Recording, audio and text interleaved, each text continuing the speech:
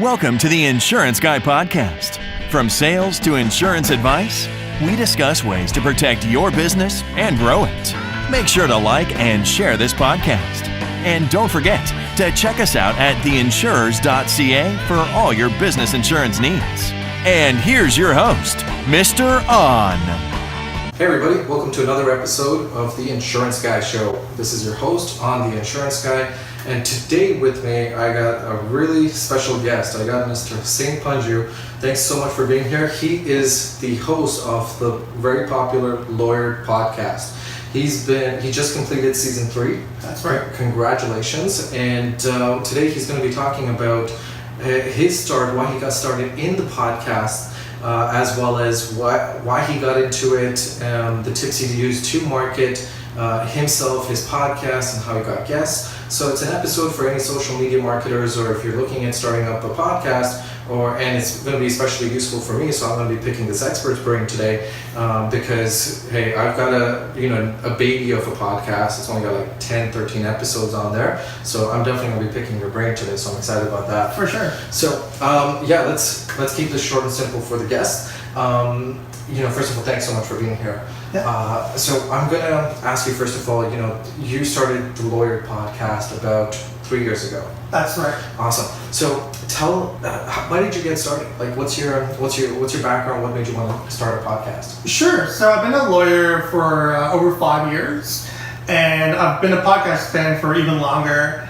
And when I first started practicing full time, I was trying to find a podcast that would talk about Canadian legal issues.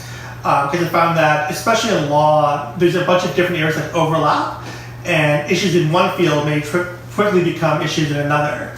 And at the time, I couldn't find any shows that fit that need that I was looking for. Right. So I decided to start one on my own. Amazing.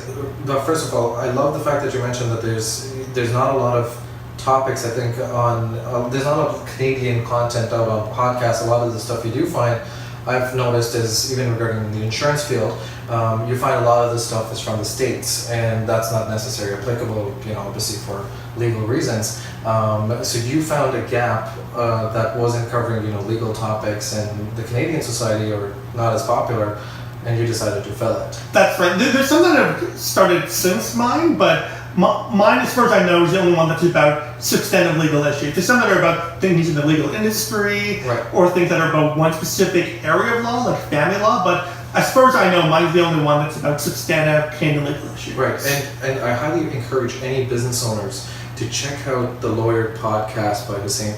It's one of the most interesting podcasts. It goes over a series of legal issues, all the way from immigration law to advertising law to cyber law. It covers a wide range of, if you just go on podcast right now, iTunes, and just go through the list of episodes he's done. And these episodes aren't heavy. They're not like you have to have a legal discipline to study them. Each episode's about 12 minutes, and then sometimes you go into a little bit of the deeper ones, which are about around 30-minute mark, which I think is excellent. And check them out for your own sake, and you may find a topic that you might be curious about. So that's awesome that you did that. So you started the podcast because you found a gap in the market. How did you get the word out? Like, how did you market it? Sure. So once I figured out the technical elements and had a couple episodes, and I started marketing on the typical social media networks like Facebook, Twitter, and LinkedIn, and how to do a bunch of other podcast platforms. Okay. In terms of getting the word out, it was primarily by word of mouth. Okay. And to be honest, the guests often do a better job of promoting the show than I do. The value proposition for them is that they are experts in a particular area of law, and they're taking a critical look at the issues in their field. And so from a marketing perspective, it's great for them in that they can showcase their services to a wide audience. So, if you're a lawyer who's looking for, and your client comes to you saying, I'm looking for someone who does environmental law, and you don't know anybody, it's an easier referral you can farm out. You say, I don't know this person, but I've heard them on this episode. They clearly know what they're talking about. Right. And so they've been very good about sharing on their social media networks and amongst their firms as well. Right. And the show's grown pretty organically through that. And for what I've used to get people on the show is I let them talk about their business or their expertise in a certain industry, because, like you said, it helps them market themselves, and it's a free marketing opportunity. It's not like they have to pay for flyers or advertisements or radio shows or anything of the sort. If they know that if they come on a show like yours, for example, and mine, they get the opportunity to speak about it. Guess what? They've kind of set themselves apart from the rest of the industry, because a lot of we notice is, if you as a lawyer are really active on social media and you show up on shows, online shows like the podcast and things like that, it sets them apart, and it might help them, like you said, help them with the marketing themselves. So it helps you market your podcast out as well to their group, and they're promoting your podcast. So guess what? Hey, listen, I really liked X person showing up on your episode, and I really like the style of this guy's podcast. I'm going to subscribe to it, and so forth. Have you ever had to pay a guest to come on the show? No. I mean, it's not really a revenue generating. It's not really a business in the true sense of the word. Right. It's really more of a hobby. Right. And so, no, we don't pay our guests, and like we don't have any money coming in as well. Right. I think that's also part of the value of the show, and that it's seen as more of an access to justice initiative, in which it's really sharing knowledge of the law to a wide audience and about issues that people may have heard about but don't really understand legal aspects. Right. And it's something, even when I've had a question or anything of the sort, having access to the information like you're providing for free by speaking with an expert may answer that question, may save you that call to a lawyer. Not to say that you shouldn't call a lawyer when it's needed, but it can help you answer a question, sort of, avoiding it or calling up a lawyer and taking up their time. With that information is widely available out there. Yeah, and it's actually most of the audience are practicing lawyers, and it helps to have a sense of, what are some issues that are coming up that I should know about, but also for non-lawyers, they get a sense of things that are going on in the legal industry out of their interest and maybe through business knowledge. Right. So you've completed season 3, which is amazing. How are you staying consistent with your episodes? You're doing a 3-segment part, and then you're doing one 30-minute part. Right. Okay. Yeah. So how are you staying consistent with your episodes? Are you doing one recording and you're cutting it into 3 parts and putting them out, or how's it working? That's the way it works. In that, each episode is about 30 minutes in length. Right. And so some people prefer to have a whole 30-minute thing that they can listen to on the way to work, or while they're doing the dishes, or what have you. Right. Whereas other people, of the 3 segments, really only care about one of them. Right. And so that's how the podcast is organized. Amazing. So any tips for any aspiring podcasters out there? Sure. So I think the big thing is make sure that you're being consistent in the episodes that you're offering.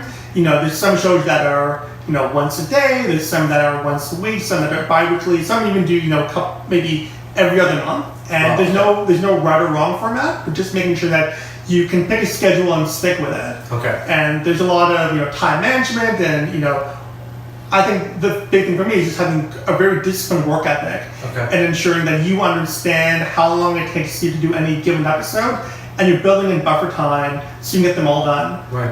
Everybody has their own things on the side. Again, this is not my full-time job. Full-time, right. So I'm a lawyer and a consultant full-time. I also have a number of other side projects and other, family and religious obligations. So by having a very good work ethic and good schedule, I'm able to get them all done in a reasonably workable manner. Awesome. So I'd say that's the big thing. And the other thing is just making sure that you are really providing something that's value to the audience.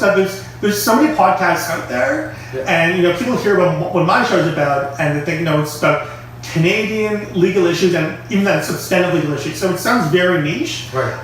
But it's kind of counterintuitive that the more niche it is, the more dedicated listeners you'll get. Yes. So I find that there's so many self-help podcasts out there. There's so many things about like weight loss or what have you. But I think they really need something that differentiates yourself from what other shows are out there, and that you're really filling a gap. Like if there's an area of interest that's already been covered by a bunch of other shows, it's probably not the best idea to add something in unless they're providing something very unique. Right. But like that's a different perspective or different point of view or something of the sort. Exactly. And really identifying what that is, and maybe like market testing it for a couple of episodes before you go all in.